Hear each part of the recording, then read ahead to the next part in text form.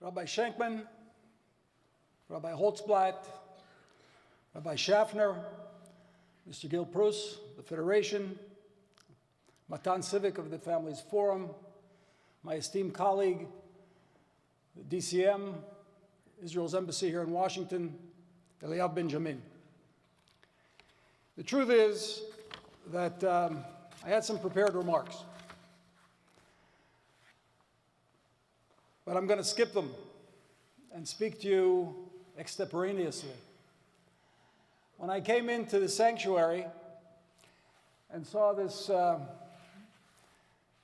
very impressive and imposing rendition of the Ten Commandments,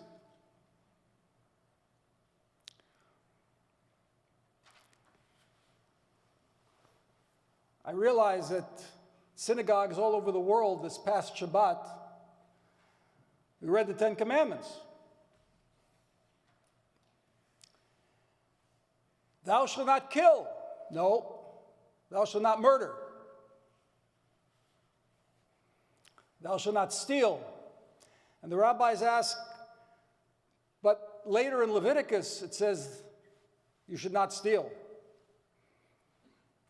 And so they explain that the meaning of lo tignov in the Ten Commandments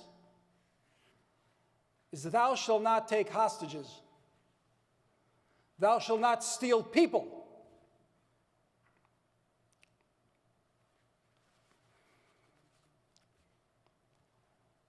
Thank you. Thank you for coming out to voice lo tignov. Thank you for your 500 days of activism on behalf of our hostages.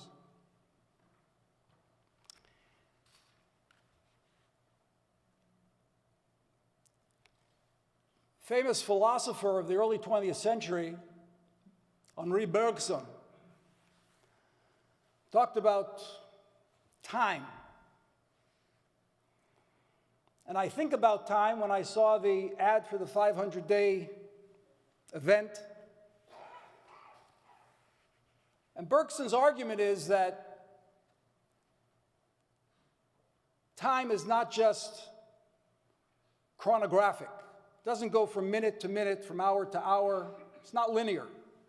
There's such a thing as qualitative time. And qualitative time is experiential time. And we all feel this, right? There are minutes sometimes that feel like hours. And there are hours and days and weeks that feel like minutes. And sometimes I think that the 500 days is like 500 years. And when I think about the people being held hostage in those tunnels, I imagine that they feel that each day is like 100 years. So it's not just 500 days. In Bergsonian philosophy of time.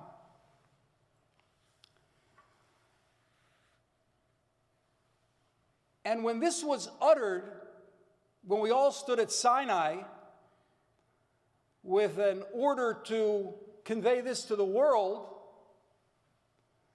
it was perhaps split seconds. But those seconds, in Bergsonian terms, have gone on for over 3 millennia. For 3,000 years, we've been carrying these tablets. And now, while we carry these tablets, we're in a struggle against barbarism. Most of the world has advanced to understand thou shalt not murder. Thou shalt not steal human beings and hold them hostage. But some still have not learned.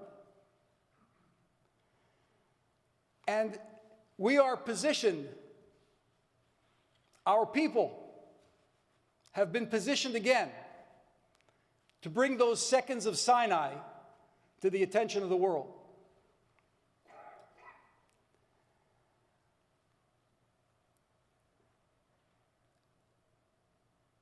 When I see Noah and Ilana, they're exemplars of resilience. the resilience of the Jewish people who have been carrying these tablets through situations dire and have survived. And we come together to pray that we survive, that our hostages survive, that our soldiers who are willingly risking their lives to defeat barbarism and free the hostages all come home. I met a young man here this evening, Elad, who was in my son's unit and fought next to him. And I'll just leave you with the thought that my oldest son's younger brother told me just a few months ago. My son Moshe was the oldest of 8, my best friend, father of 6. And after 15 years in special ops, he decided to study medicine. Because when he saw Israeli doctors saving the Filipinos who were trapped in 2014 in the earthquake, and when he saw them bringing human beings back to life out of those tunnels from the earthquake, he said, I've spent 15 years in battle. I want to spend the rest of my life saving lives. So he went to med school at the age of 33. And he was supposed to start his rounds in the hospital on October 8th. And the unit that Elad served in under my son was the lead company that led the army into Gaza. And his younger brother, David, told me a few months ago that as they were about to enter, and you could all imagine, artillery fires from behind, the earth shakes, the skies are lit up. It's a frightening scene.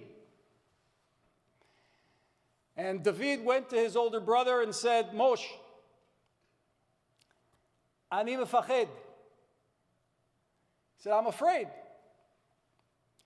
And his commander put his arm on his shoulder and said, Gam ani, aval yalla, bo nikades lachzir et hachatufim.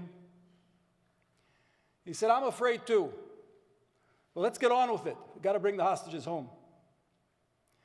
That's the spirit, not only of my son, but of over 400 soldiers who have given their lives to fight barbarism and bring the hostages home. We shall remain resilient.